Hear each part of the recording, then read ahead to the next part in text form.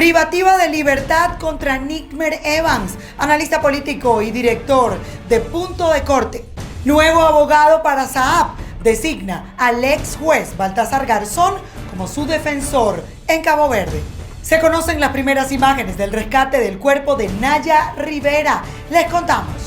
¿Qué tal, amigos? Esto es Noticias Impacto Venezuela. Hoy es martes 14 de julio del año 2020. Comenzamos con las informaciones. El régimen de Nicolás Maduro detuvo en la noche de ayer a Nikmer Evans. En la tarde del lunes, funcionarios detuvieron a su esposa como medida de presión. El politólogo Nikmer Evans anunció a través de Instagram que fue detenido por funcionarios de seguridad del régimen de Nicolás Maduro, quienes se presentaron con una orden de aprehensión en mano.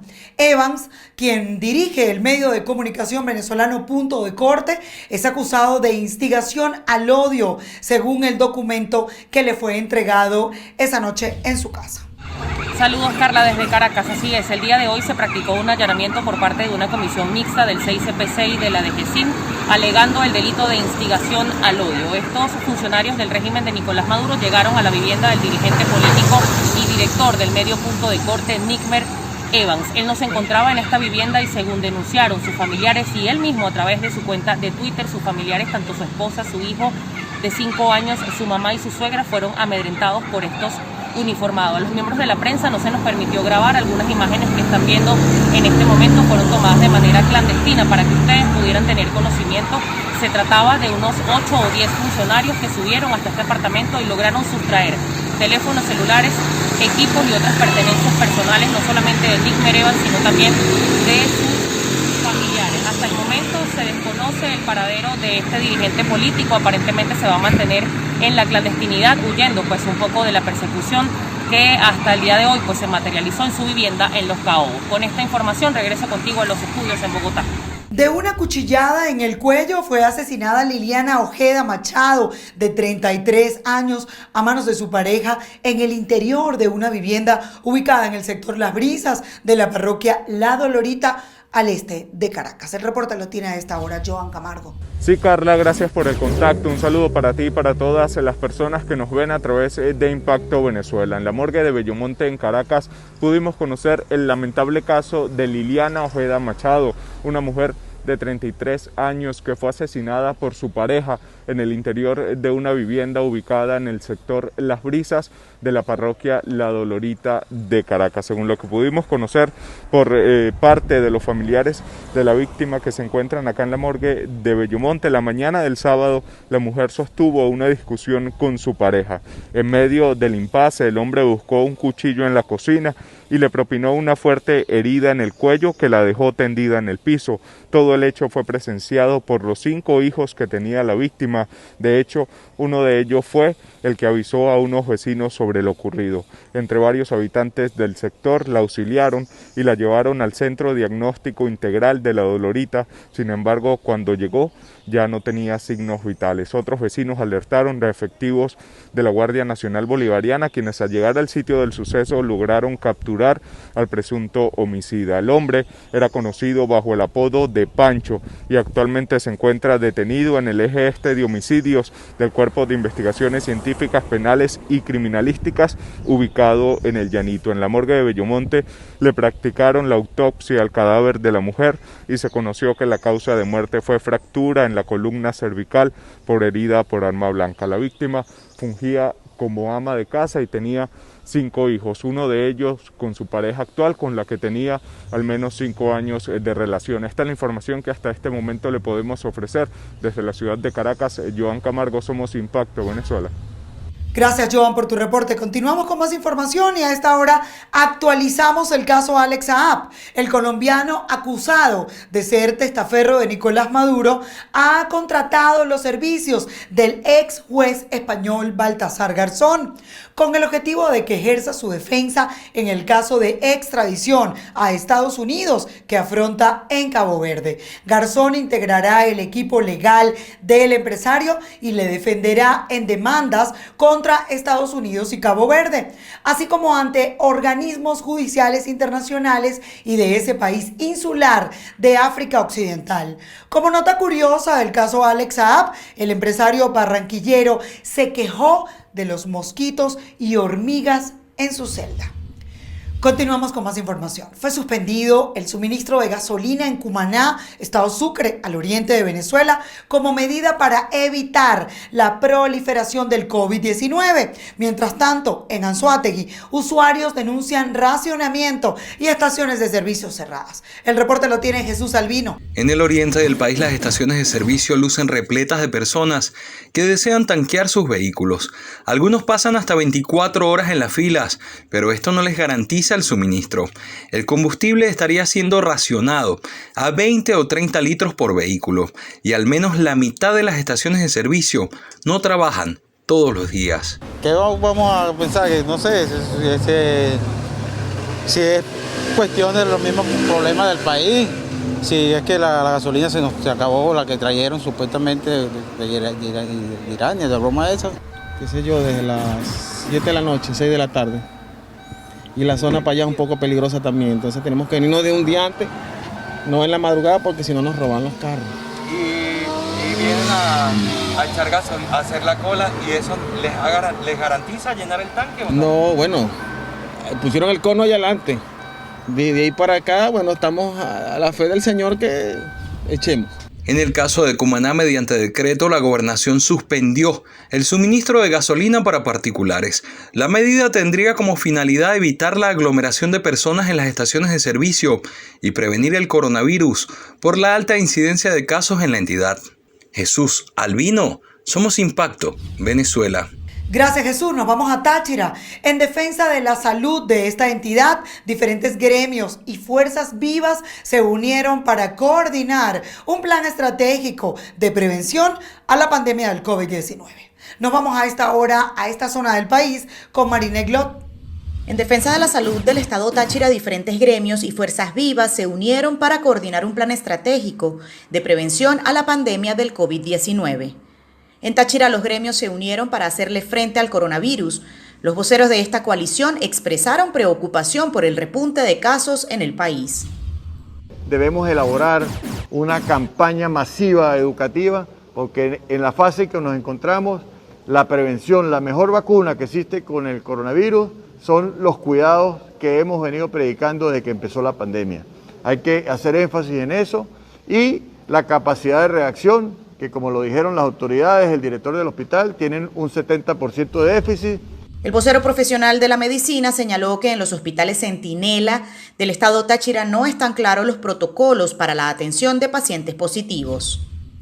Que hay que preguntarle a las autoridades que se deben manejar en cuanto al paciente, al manejo en área pre-COVID, en área COVID y con las defunciones. No es posible que los cadáveres permanezcan donde no sabemos de quién es la responsabilidad de canalizar que ese cadáver sea cremado y sea sepultado debidamente. Los gremios unidos hicieron un llamado a la sociedad civil a sumarse a esta coalición para hacer conciencia y reforzar la prevención. En Táchira, Marine Glot, Somos Impacto Venezuela. ¿Qué tal, amigos de Impacto Venezuela? El día de hoy en nuestra mesa de análisis conversamos con Jaime Lorenzo. Él es especialista en salud pública. El mundo entero preocupado por el COVID-19, pero los venezolanos estamos preocupados un poco más porque no hay camas para atender a personas afectadas por COVID-19, no hay hospitales que tengan condiciones dignas, de hecho no hay ni agua para lavarse las manos. Entonces la condición de Venezuela es quizás muy vulnerable. Doctor, ¿cómo está? Le saludamos. Hola amiga, ¿cómo estás? ¿Cómo está tu equipo y toda la gente que nos ve o nos escucha? Sí, pues aquí estamos guerreando contra la censura para poder informarle a una población que está desinformada, sobre todo en el tema del COVID, porque una de las cosas que más se ha podido hacer en el mundo entero es las pruebas PCR para llegar a un número casi certero, exacto, de la cantidad de casos que hay en cada uno de los países. Colombia maneja 150.000 casos, pero Nicolás Maduro dice que no llegan ni a 10.000. Entonces, está como el hashtag ese que dice todos mienten. Entonces, nosotros estamos seguros que esas cifras no son las reales y por eso el día de hoy queremos conversar con usted para ver qué le decimos a los venezolanos sobre las cifras del COVID. El gran problema es que se ha pretendido, o sea, no pretendido, se está haciendo un juego con la información. El control de la información se ha convertido en una necesidad de Estado y así lo estamos entendiendo. Primero, al mantener una sola institución que haga las pruebas PCR, que es la prueba, el gol estándar para decir que un paciente sufrió la enfermedad. Pero aquí hay una situación que en otros países del mundo, cuando se dieron cuenta que su capacidad, aun teniendo grandes capacidades para hacer pruebas, era insuficiente, se optó por lo que es básico para los médicos, el diagnóstico según la epidemiología y el diagnóstico clínico. Una persona que estuvo en contacto con enfermos o está en una zona de gran cantidad de enfermos, que empieza a presentar síntomas de gripe, luego se empieza a aumentar su dificultad respiratoria, es un paciente que tiene todas las características para hacer COVID y diagnosticarse con COVID. En Venezuela, lamentablemente, debido a una situación que todo el mundo conoce, que es la situación desde el punto de vista del manejo ideológico de las cosas, el temor de colocar la palabra COVID en un diagnóstico es muy peligroso para cualquier profesional del área de la salud, si no tenemos la prueba en la mano. ¿Eso qué significa también? Que no tienes, como tienes un solo sitio donde se hace el diagnóstico, tienes un tope máximo de pruebas diarias. Aparte de eso, cuando yo tengo un paciente que me ingresa en una terapia intensiva y demora 3, 4 días y lamentablemente por su condición fallece, yo tengo que colocar en el certificado de defunción diagnóstico que tengo, pero sin la confirmación del COVID, que puede llegarme 4 o 5 días después y ya yo llené el certificado de defunción y ese paciente aparecerá en la estadística de fallecidos por un proceso neumónico, por un proceso de insuficiencia respiratoria, una falla cardíaca. O sea que también, también, perdón que lo interrumpa, también se maneja de alguna manera la cifra de los muertos, o sea, también se manipula.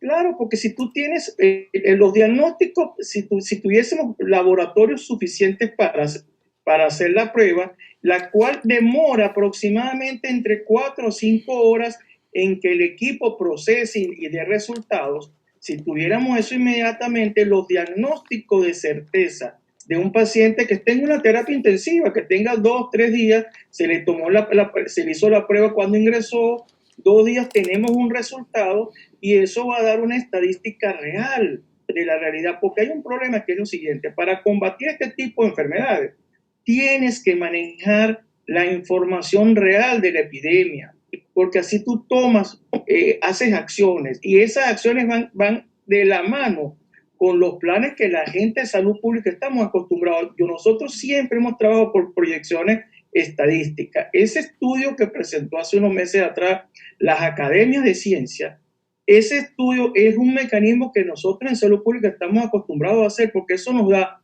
modelos estadísticos que nos pueden decir qué hacer en un momento dado según el modelo que se presente, según el escenario que se presente. Entonces el equipo de salud pública tiene ya un ABCD de hacer en este modelo o en este otro para dar respuestas para evitar el menor daño a la gente.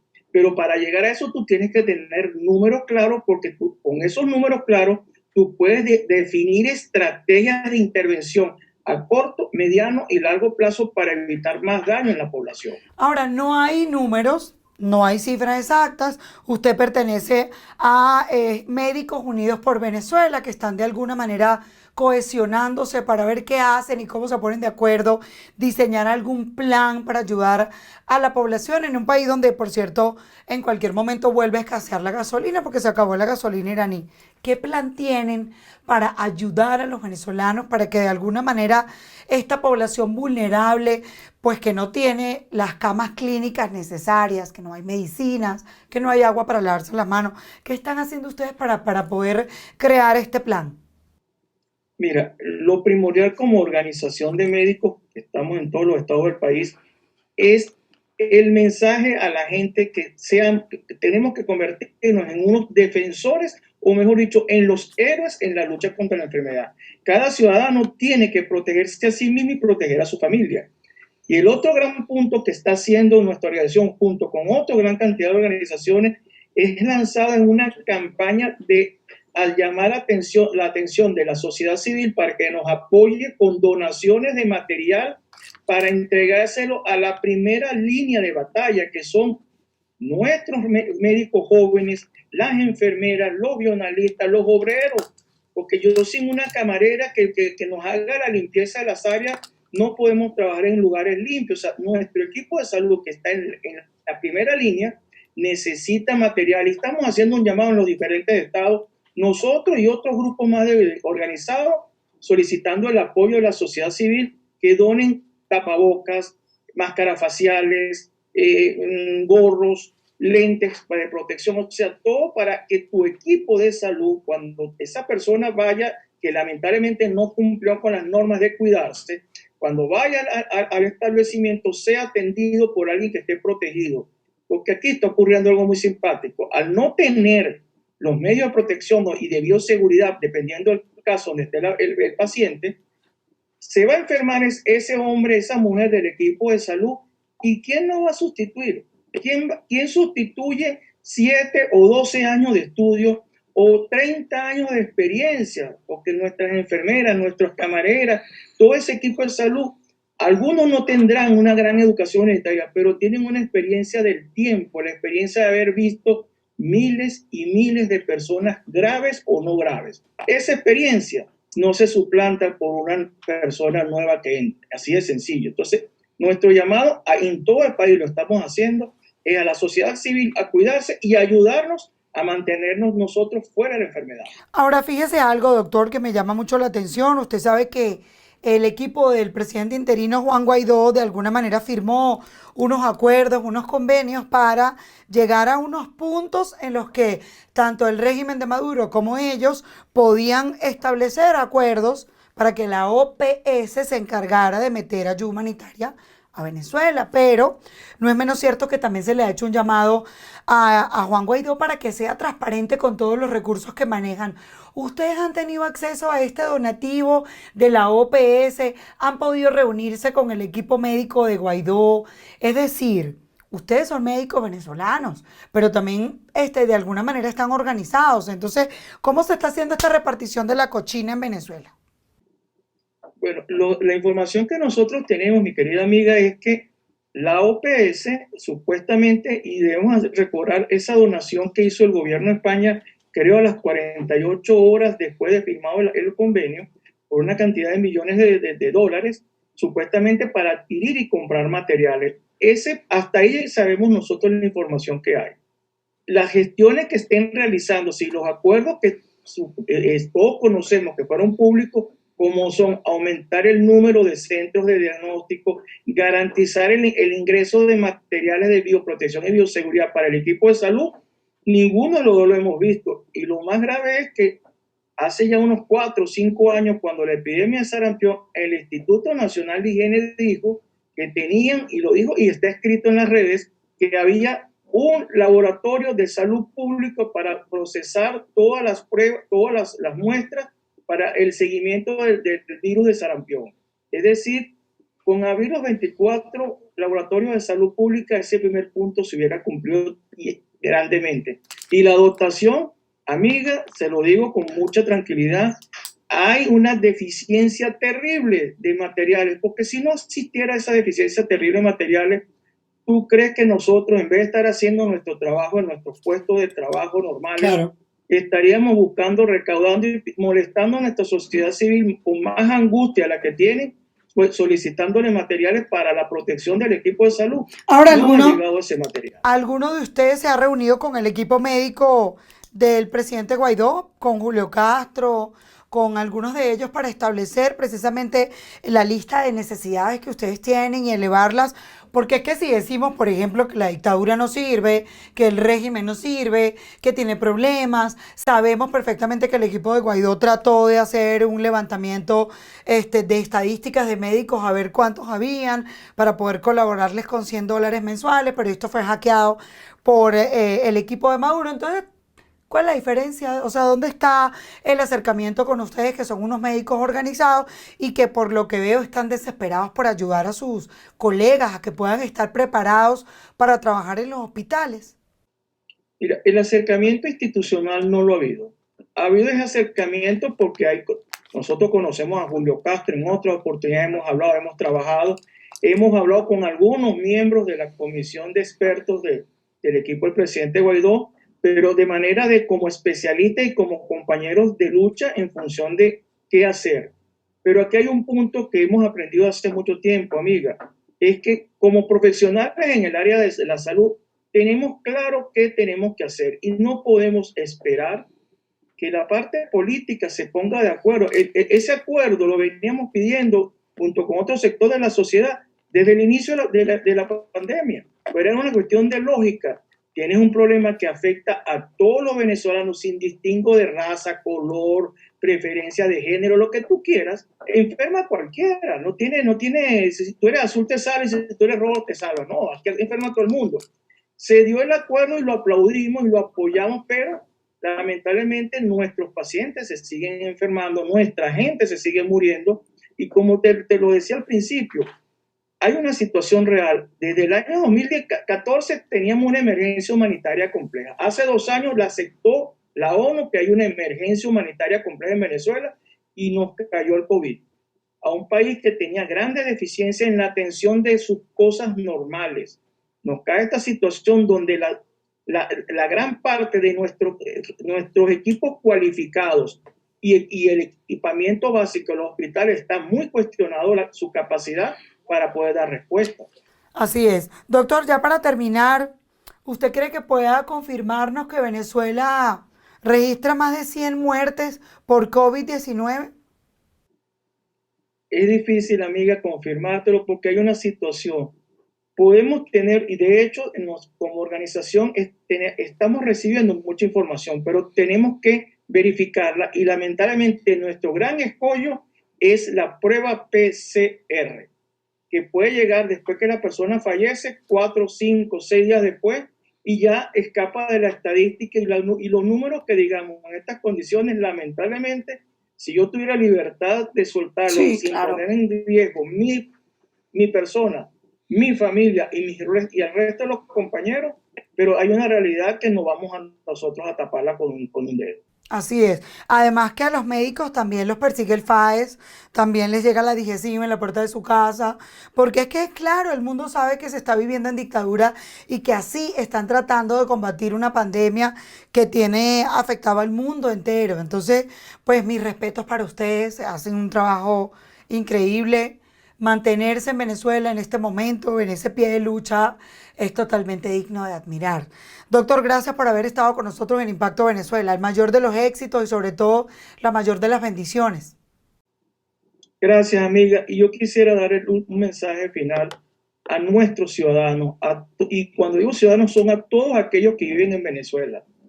Si ustedes se cuidan y cumplen con cosas básicas, distanciamiento social y usar tapaboca y cada vez que puedan lavarse la mano con agua y jabón o con gel bactericida, háganlo. Porque si se cuidan ustedes, cuidan a su familia y no van a nuestros hospitales a enfermar a los que nos queda, que son ese grupo de hombres y mujeres que pagan por ir a trabajar. Así es. Bueno, muchísimas gracias, doctor. Hasta luego. Gracias, amiga. Nuestros equipos están desplegados en todo el país para traer información de manera directa. Por eso a esta hora nos vamos al estado Lara. Y es que las comunidades del norte de Barquisimeto denuncian que llevan meses viviendo entre aguas residuales. Hasta la fecha ninguna autoridad del régimen de Nicolás Maduro ha escuchado las necesidades que padecen estas familias. El reporte con Ramón Vélez. Así es, muchísimas gracias Carla por el contacto. Nosotros desde el estado Lara le reportamos que habitantes de la comunidad Arrueja Sur, ubicada en el norte de Barquisimeto, han denunciado que llevan varios meses con este brote de aguas residuales en las afueras de sus comunidades. Es importante además mencionar que los afectados han ido hasta la hidrológica. Sin embargo, la respuesta que le dan hasta el momento las autoridades es que no manejan recursos, situación que conlleva a que muchos de ellos vayan a reunir dinero para solventar la falla. Esto a otras familias las pone en jaque y deciden si comer o reparar el problema que les aqueja. Tenemos parte de las denuncias de los afectados y esto fue lo que nos dijeron. Es difícil porque me toca sacar aguas negras, me pongo unos guantes, sacar esa agua negra a diario, e igual eso es un bañito de agua tibia, porque igual vuelven a surgir esas aguas negras a mi casa. Tengo una adulta mayor, que es mi mamá, y tengo una bebé, que es mi hija, de 2 años, en la casa, y el olor es demasiado profundo, o sea, el hedor. Pero en esta comunidad no solo afectan las aguas residuales en las viviendas y también en las calles de esta comunidad. También el servicio de gas doméstico ha estado ausente en los últimos meses, según nos reportan los propios habitantes de la zona. Bueno, el gas aquí, mira, eso es, no se ve. Aquí el gas llega, eso hace 4 meses que no llega gas por aquí. Y nosotros tenemos que cocinar en leña, hacer maniobras para poder cocinar y poder comernos la comidita a diario, pues. Es importante, Carla, además mencionar que los vecinos de este sector del norte de Barquisimeto además reportan fallas en otro servicio básico como lo es la electricidad, sobre todo en horas nocturnas. Es la información que nosotros podemos aportar a esta hora desde el estado Lara en el occidente del país. Con esta información devuelvo el contacto con usted, Impacto Venezuela. Vamos al estado Carabobo, y es que continúa la grave crisis de servicios públicos en esta entidad, y el presidente de la Comisión de Desarrollo Social de la Asamblea Nacional, el diputado Marcos Bozo, entregó cifras del más reciente estudio realizado en esta entidad en relación a cómo se encuentran los servicios de agua, de gas y de electricidad. El reporte con Ignacio Yaguare. Bozo señaló que la ciudad de Valencia fue la más afectada durante el mes de junio por las fallas en el servicio de agua, registrando hasta 100 horas continuas sin el recurso hídrico en diferentes oportunidades. Con respecto al gas doméstico, desmintió la supuesta producción de gas en el Palito. Han pasado más de 100 horas sin suministro de agua en los hogares del municipio Valencia. Además de ello, pues los inconvenientes para poder adquirir un camión cisterna, dado el precio de $40 por camión y el salario mínimo para los venezolanos, que es de $1,78 al mes. Y hoy también nosotros, unos empleados que nos han suministrado información desde el Palito, pues nos reafirman de que la planta está en este momento inoperativa. Por lo tanto, la escasez del gas sigue incrementándose y poniendo en esta situación más crítica al pueblo carabobeño. Indicó que el servicio eléctrico sigue siendo uno de los más deficientes. Entre 5 y 10 horas promedio pasan algunos sectores sin energía eléctrica, mientras que 85% de los encuestados dice tener bajones constantes. Con respecto a la electricidad, los carabobeños nos han reportado que incluso llegan a tener cortes entre 5 a 10 horas al día, sobre todo siendo el municipio más golpeado, el municipio de Puerto Cabello. Indudablemente es la inconsciencia de quienes hoy pues están bajo la administración de Corpoelec y bajo la administración de la Gobernación del Estado. Finalmente, el legislador informó que la mortalidad infantil acá en la entidad se calcula 26 por cada 1000 neonatos y que el ingreso diario del venezolano está en 72 centavos de dólar, muy por debajo del 1.9 que establece el margen mínimo para una persona en condición de pobreza extrema. Desde el estado Carabobo, Ignacio Yaguare, Somos Impacto Venezuela. Cerramos nuestro recorrido informativo en Caracas, y es que pese a que Venezuela sobrepasa los 9.000 casos de COVID-19, se inicia una nueva etapa de flexibilización. Para algunos caraqueños es una medida oportuna si se aplica con prevención. Para otros aumenta la probabilidad de que se confirmen más casos. El reporte con Stenif Olivares. Hola Carla, te saludo desde Caracas. A pesar de que Venezuela sobrepasa los 9.000 casos de COVID-19, el día de hoy inicia una nueva jornada de flexibilización, no solamente de sectores priorizados, sino de otros comercios que anunciara en días pasados la vocería del régimen de Nicolás Maduro. Salimos a la calle para preguntarle a la gente si estaba de acuerdo con este proceso de reactivación de manera parcial y vigilada de la economía. Esto fue lo que respondieron. Para nosotros es bueno como están haciendo, tampoco todo es así, oye, porque uno tiene que ir a los bancos, tiene que moverse. Uno está, como digamos ahorita, uno está secuestrado. Y claro, gente así mayor como uno, claro, yo trabajo. Mi mamá es una de estas, mi mamá, ella tiene el problema de que ella también quiere salir, oye, porque si no se deterioran más, aparte que por la edad. Pero sí es bueno que flexibilicen, así como lo están haciendo, una semana sí, una semana no. Sinceramente no estoy de acuerdo, porque al flexibilizar lo que hace es más personas en la calle, pues se puede contraer el virus de manera más fácil. Me imagino que ya no lo están tomando tan en serio como cuando comenzó esto, pues. O sea, quizás creen que no es tan grave, pero sí lo es, pues. Para los prioritarios, como lo están haciendo ahorita, cosas prioritarias, todos no podemos salir a la calle, los niños principalmente, los abuelos, ¿verdad? No estamos aptos las personas que tengan entre 50, 40, 30 años y 18 para abajo. Todos estamos expuestos. El llamado que hacen las autoridades de los distintos municipios que integran el área metropolitana de Caracas es que se siga con el uso de tapaboca, el uso de guantes, el distanciamiento social y también evitar, si no es necesario, no salga de casa, y si tiene que abrir su local comercial, pues tome las previsiones para evitar la propagación del COVID-19. Con esta información, Carla, regreso contigo a los estudios en Bogotá. Y se conocen las primeras imágenes del rescate del cuerpo de Naya Rivera. Autoridades confirman que el cuerpo hallado en el lago Piru es de la actriz. El cuerpo que fue rescatado esta mañana por la policía de California en el lago Piru, y se confirma que pertenece a la actriz de ascendencia boricua Naya Rivera. Hemos llegado al final de nuestra emisión por el día de hoy, pero antes queremos invitarles a que se suscriban a nuestro canal de YouTube Impacto Venezuela. Recuerde darle clic a la campanita para que reciba todas nuestras notificaciones. Yo soy Carla Salcedo Flores. Gracias por habernos acompañado.